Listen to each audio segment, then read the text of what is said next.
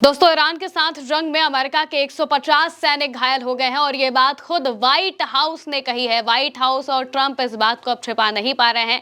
Iran के साथ जब जंग शुरू हुई तो अमेरिका ने कहा कि सब कुछ ठीक चल रहा है, सब कुछ बहुत अच्छा चल रहा है, कहीं से कोई दिक्कत नहीं है और अमेरिका बहुत खुश है, ठीक है। लेकिन अब अमेरिका के असल नुकसान की खबरें धीरे धीरे सामने आने लगी हैं और खुद इन खबरों को अमेरिका और ट्रंप छिपा नहीं पा रहे हैं। व्हाइट हाउस को भी ये बात माननी पड़ गई कि उनके 150 सैनिक आधिकारिक तौर पर घायल हो चुके हैं और 8 से ज्यादा सैनिकों की जान जाने की बात कही जा रही है। 7 या 8 वो नंबर है जितने सैनिकों की जान जाने की बात ऑफिशियली कही गई है, आधिकारिक तौर पर कही गई है। अब जरा ये सोचिए कि 150 सैनिकों के घायल होने की बात ऑफिशियली कह दी गई है तो असल आंकड़ा कितना ज्यादा हो सकता है।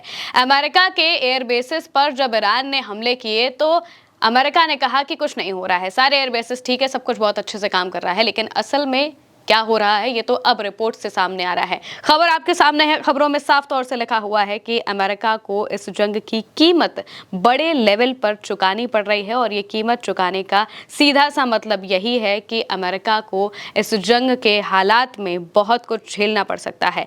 खबरों में साफ तौर से लिखा है, फोर्ब्स की ये खबर है जिसमें बताया जा रहा है कि व्हाइट हाउस की प्रेस सेक्रेटरी कैरोलिन लेविट ने इस बात को कंफर्म किया है कि उनके 150 से ज्यादा सैनिक घायल हो चुके हैं। ईरान इजराइल की इस जंग में अब तक, यानी कि जब से जंग चालू है तब से अब तक 150 के आसपास सैनिक घायल हो चुके हैं। एक और खबर ये सामने आई इसके बारे में ही कि 150 सैनिक घायल हो चुके हैं। ये तमाम जो रिपोर्ट्स हैं वो अलग अलग आ रही थी व्हाइट हाउस के ये बयान देने के पहले से ही ये खबरें चल रही थी, रिपोर्ट चल रही थी, सोर्सेस के हवाले से ये खबरें बताई जा रही थी कि 150 के आसपास सैनिक ढेर है। रियूटर्स ने भी इस पर खबर लिखी थी। और इसके बाद एक और खबर आती है, बीते दिनों की ये खबर है कि अमेरिका का 7वां सैनिक ढेर हो गया। सऊदी अरेबिया के एयरबेस में ये मौजूद थे और वहां पर जब हमला होता है तो सीधे तौर पर इस हमले में वो घायल हो जाते हैं, जिस वजह से बाद में उनकी जान चली जाती है। और अब अमेरिका में लोग इसको लेकर काफी ज्यादा भड़के हुए दिखाई दे रहे हैं। डोनाल्ड ट्रंप पर भड़कते हुए लोग लगातार इस बात को पूछ रहे हैं कि आखिर इस जंग में हमारे सैनिक क्यों मारे जा रहे हैं, उनको वहां पर जाने की जरूरत क्या थी, ईरान से हमारा आखिर मसला क्या है जो हम ईरान से लड़ रहे हैं, ईरान से लड़ने की जरूरत अमेरिका को आखिर क्यों पड़ गई। ये सवाल पूरी दुनिया के लोग डोनाल्ड ट्रंप से जानना चाहते हैं, इसका जवाब जानना चाहते हैं। लेकिन ट्रंप के पास कोई जवाब नहीं है, कोई भी सिंगल जवाब नहीं है जिससे वो कह सके कि हम इस वजह से इस जंग में कूदे। उन्होंने शुरुआत में भले ये बड़ी सारी चीजें कहने की कोशिश की कि अमेरिका पर ईरान हमला करने वाला था, लेकिन ये बात तो इजराइल ने भी कही थी। अब ईरान अकेले दुनिया की सबसे बड़ी शक्ति पर हमला क्यों करेगा? और अमेरिका और ईरान को अगर देखा जाए तो बहुत बड़ी दूरी है अमेरिका और ईरान के बीच में। इजराइल पर हमला करने के बाद तो फिर भी कोई मान ले, लेकिन अमेरिका पर हमला करने के बाद भला कोई कैसे मान सकता है कि ईरान अमेरिका पर हमला करने वाला था? ना ही ईरान के पास बहुत अच्छे फाइटर जेट्स हैं जो कि उड़कर अमेरिका के पास चले जाए और वहां पर हमला कर दे, ना ही ईरान के पास ऐसी कोई रीजन है, ऐसी कोई वजह है कि वो अमेरिका पर हमला करे। लेकिन डोनाल्ड ट्रंप को अब ये समझ आ रहा है कि उनसे बहुत बड़ी गलती हो गई है, इतनी बड़ी गलती हो गई है कि वो छिपाए नहीं छिप रही है। और अब इस वजह से धीरे धीरे रिपोर्ट्स में सामने आ रहा है कि अमेरिका को कितना बड़ा नुकसान इस जंग में झेलना पड़ रहा है। बीते दिनों ही इराक में मौजूद बगदाद में यूएस के डिप्लोमेट के घर पर हमला हुआ, ये खबर भी सामने आई। तस्वीर आपके सामने है, वीडियो आपके सामने है। ये बगदाद इराक का वीडियो बताया जा रहा है जहां पर यूएस डिप्लोमेट के घर पर सीधे सीधे हमला होता है और ये हमले ईरान या फिर प्रॉक्सी संगठनों के तौर पर किए जा रहे हैं और अमेरिका इन सभी हमलों से बच नहीं पा रहा है। कहीं से भी उसका कोई एयर डिफेंस सिस्टम काम नहीं कर रहा है और साफ तौर से अमेरिका यहाँ पर बैकफुट पर आते हुए दिखाई दे रहा है। सैटेलाइट इमेजेस भी सामने आई है नुकसान की अगर हम बात करें तो अमेरिका का कितना ज्यादा नुकसान ईरान ने इन 12 दिनों में किया है ये आपको अभी पता चल जाएगा। ये अलग अलग सैटेलाइट इमेजेस जो आपकी स्क्रीन पर अभी आपको दिखाई दे रही हैं ये बता रही हैं कि अमेरिका को कितना बड़ा नुकसान इस ईरान और इजराइल की जंग में बिना कुछ किए कूदने की वजह से हुआ है। जबरदस्ती इस जंग में कूदने का परिणाम यह हुआ कि अमेरिका के एयरबेसेस अलग अलग जगहों पर ध्वस्त कर दिए गए हैं और बाकायदा इसकी सैटेलाइट इमेजेस सामने आई हैं।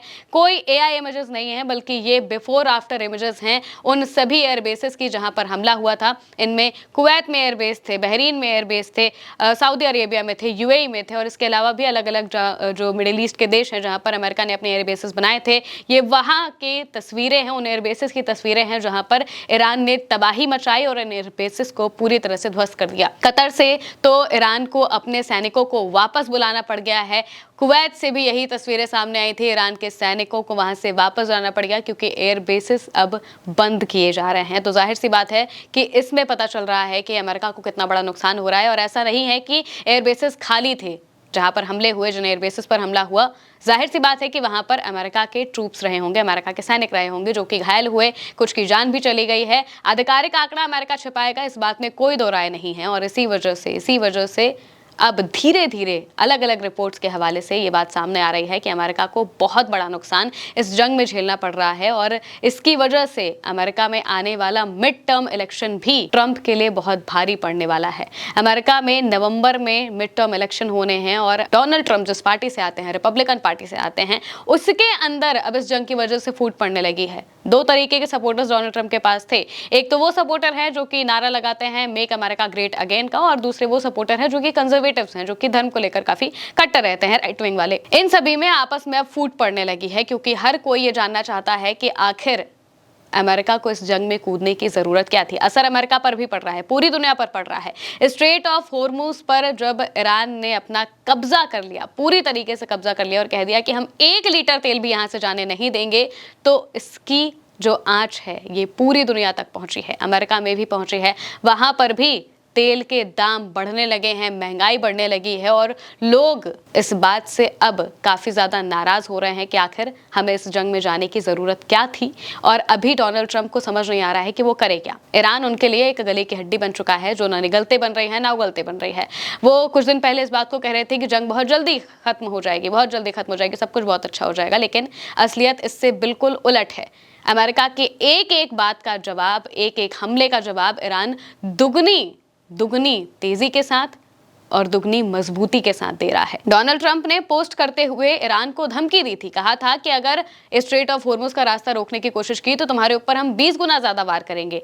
उसी पोस्ट को रीपोस्ट करते हुए, रीट्वीट करते हुए अली लारिजानी, जो कि ईरान के सुरक्षा सचिव हैं, उन्होंने कहा कि देखना, तुमसे पहले भी बहुत लोग आए थे जो ईरान को मिटाने की कोशिश कर रहे थे लेकिन नहीं कर पाए, तुम ही कहीं ना मिट जाओ। सीधे तौर पर धमकी दे दी दुनिया के सबसे शक्तिशाली देश के राष्ट्रपति को, डोनाल्ड ट्रंप को, जो कि अभी तक इस बात को कह रहे थे कि भाई अमेरिका सबसे ज्यादा अच्छा है, अमेरिका सबसे ज्यादा महान है और अमेरिका के आगे कोई टिक नहीं सकता। लेकिन ईरान ने बता दिया है कि अमेरिका के सामने आखिर कौन टिक सकता है। अमेरिका के सामने 12 दिन तक ईरान ने जिस तरीके से ये जंग लड़ी है, ये दिखा रहा है कि अमेरिका को अब घुटने टेकने के अलावा और कोई रास्ता नहीं बचेगा। अगर वो चाहते हैं कि जंग खत्म हो तो उसके लिए उन्हें ईरान की शर्तों पर ही जंग खत्म करनी पड़ेगी, क्योंकि ईरान ने साफ कहा है कि हमारे पास बहुत गोला बारूद है लड़ने के लिए, हम लड़ते रहेंगे, आप बताइए आपको कब तक लड़ना है। आप थक जाएंगे लेकिन हम नहीं थकेंगे, हमारे पास इतनी मिसाइलें, इतनी तकनीक है कि हम लंबे वक्त तक इस युद्ध को लड़ सकते हैं। लेकिन इस युद्ध का भार